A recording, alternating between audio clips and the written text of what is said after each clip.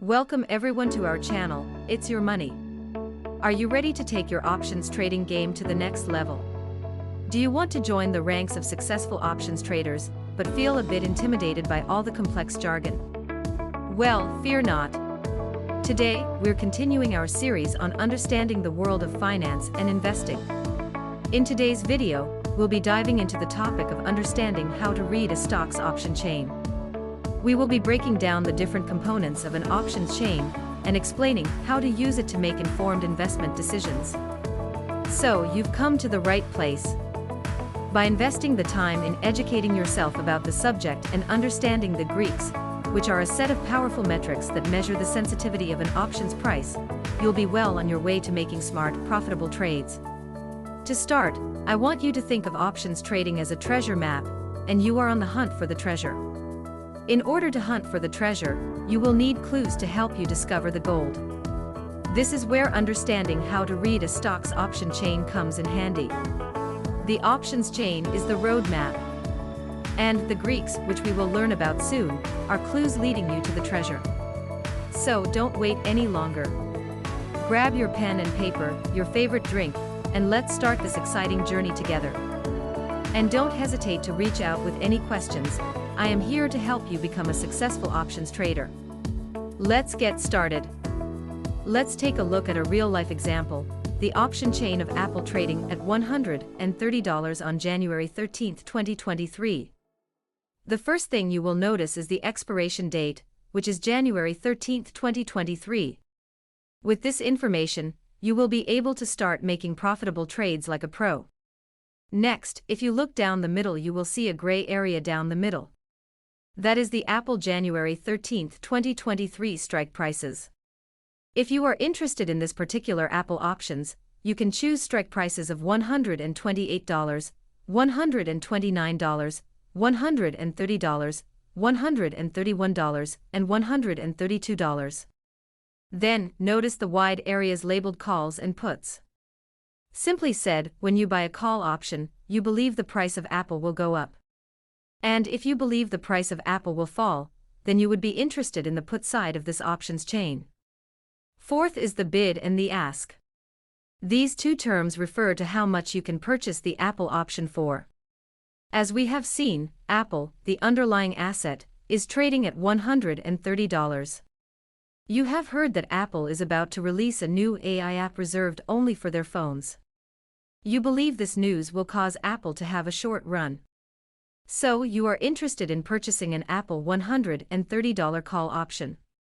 Next to the strike price, you'll see the bid and the ask. The ask price, also known as the offer price, is the lowest price that a seller is willing to accept for an options contract. This is the price at which an options contract can be purchased. On the other hand, the bid price, also known as the buy price, is the highest price that a buyer is willing to pay for an options contract. This is the price at which an options contract can be sold. The difference between the bid price and the ask price is called the spread, and it represents the cost of buying or selling an options contract. I will say that again. The bid price is the highest price that a buyer is willing to pay for an options contract. The ask price is the lowest price that a seller is willing to accept for an options contract. If that confuses you, that's okay. Let's consider them this way. You're at a garage sale and you come across a beautiful vase that you really want. The seller tells you the asking price is $20. You know the vase is worth less than that, so you offer her $15. The seller may counter with $18 and you agree to buy the vase for $18. In this scenario, when you asked the individual how much the vase was, she responded with what she was asking for the vase.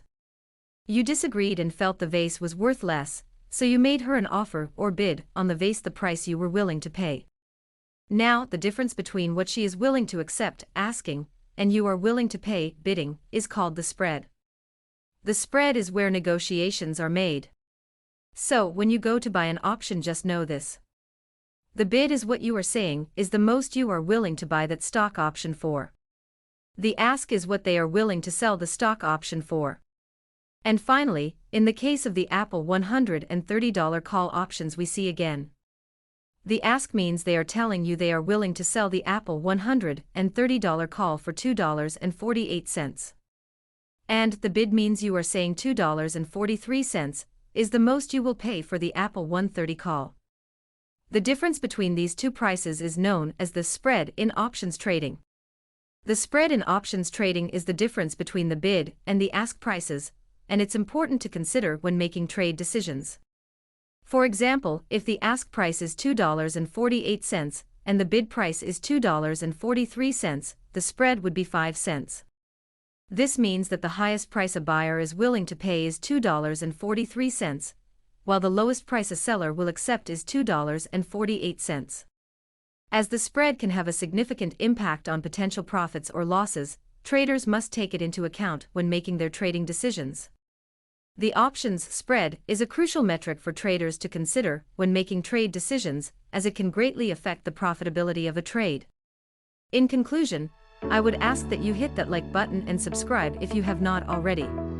We understand that options trading can be a complex topic, but by breaking it down step by step, we hope to make it more approachable and accessible to everyone.